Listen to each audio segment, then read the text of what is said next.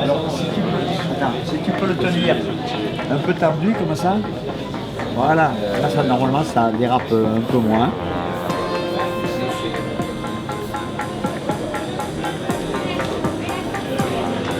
Voilà. Donc, on peut essayer, mais le sac. pas au même niveau pour l'instant. Il y a un niveau où on va les factorer.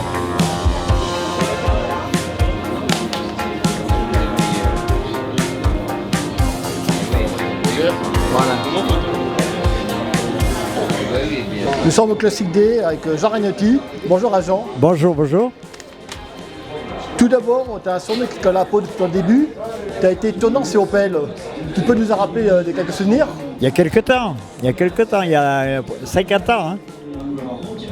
Et maintenant, après je suis été après Opel, j'ai fait un peu de circuit pendant 3 ans et après je suis passé chez Renault et je suis resté chez Renault jusqu'à la fin de ma carrière, jusqu'en 2019. Et maintenant je fais quelques coups par coup avec Renault encore et quelques coups par coup avec l'équipe de Marc Mamers, avec Benoît, sur les Classic D. Vous connaissez bien le circuit? Ah oui, ici, oui. J'ai connu le circuit le premier avant, maintenant, le plus petit. Maintenant, c'est le grand et beau circuit. Et c'est un endroit où je suis venu courir très souvent. Maintenant, j'ai des problèmes de dos, alors quand je viens ici, c'est plus pour signer des autographes et discuter avec les gens que de conduire, malheureusement. Mais j'assiste quand même encore à quelques courses.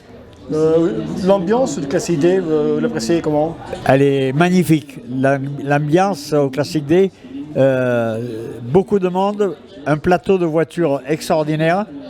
Je crois qu'ils ont battu le record du nombre de voitures ce week-end. Le plateau, ils sont plus de 1000 voitures qui étaient sur la piste. Et en réalité, il y en avait plus de 1000. Il y en avait dans les stands qui ne roulaient pas. Et donc, pour parler de l'ambiance est assez unique. Je dirais par rapport aux courses modernes. Les courses modernes, c'est devenu un peu trop strict, trop sérieux. Et là, il y a une ambiance magnifique. Vous aimez beaucoup les véhicules historiques? Ah, j'ai fait beaucoup. Quand j'ai arrêté le rallye moderne en fin 96, de fin 96 jusqu'à aujourd'hui, je n'ai pratiquement fait que de l'historique. Hein. Aussi bien dans les rallyes comme le rallye Monte-Carlo, le Tour de France automobile, je roulais avec une berlinette alpine de 1973. Et donc l'historique, je connais pas mal. Je connais pas bien les très très vieilles voitures. Les voitures avant-guerre, je les connais pas bien, mais les voitures après-guerre, oui. Ouais. Vous avez des préférences dans les voitures sur circuit? De préférence, une voiture à propulsion avec le train arrière, les roues arrière motrices. Pour faire le spectacle, c'est quand même beaucoup mieux. D'ailleurs, votre spécialité, le 360 avec la Turbo 2. Ah, ça a été une voiture avec laquelle j'ai usé beaucoup de pneus, parce que j'ai fait beaucoup d'acrobatie avec, et j'usais beaucoup de pneus, mais ça faisait plaisir aux spectateurs. Combien de temps il faut pour apprendre à faire cette technique? Non,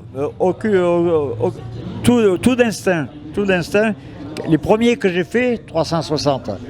Je les ai faits, j'ai décidé de le faire, je l'ai fait, et ça a marché, et après j'ai continué. Ouais. Cette année, nous avons fêté les 100 ans des 24 heures du Mans. Vous serez sensible à cette date? Alors les 24 heures du Mans, je les ai fait 7 fois. J'ai une pole position, j'ai un record du Tour, mais malheureusement je n'y retourne pas. Je suis le parrain d'un gros rassemblement Renault à Aix-les-Bains le même week-end, et je ne serai pas aux 24 heures du Mans. Alors il y a le Mans classique où j'ai participé beaucoup, même avec Carlos Tavares, le patron de Stellantis.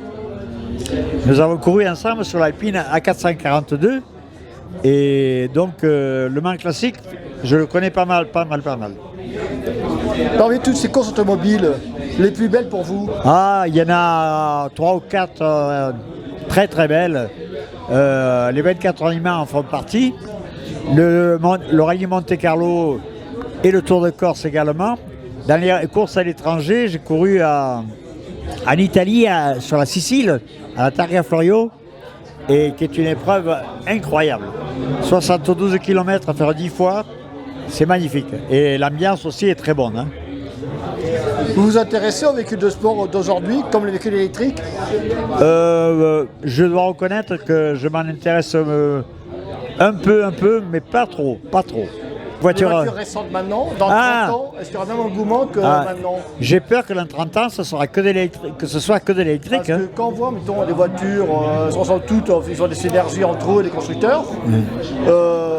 Il y a des voitures qui n'ont plus d'âme, c'est des Kleenex plus purs qu'on jette. J'espère que dans 30 ans, il y aura encore des événements comme les Classic Day. J'espère. Parce que pour les courses officielles, les grandes courses, ça sera sûrement beaucoup à l'électrique. Et malheureusement, j'aime pas trop.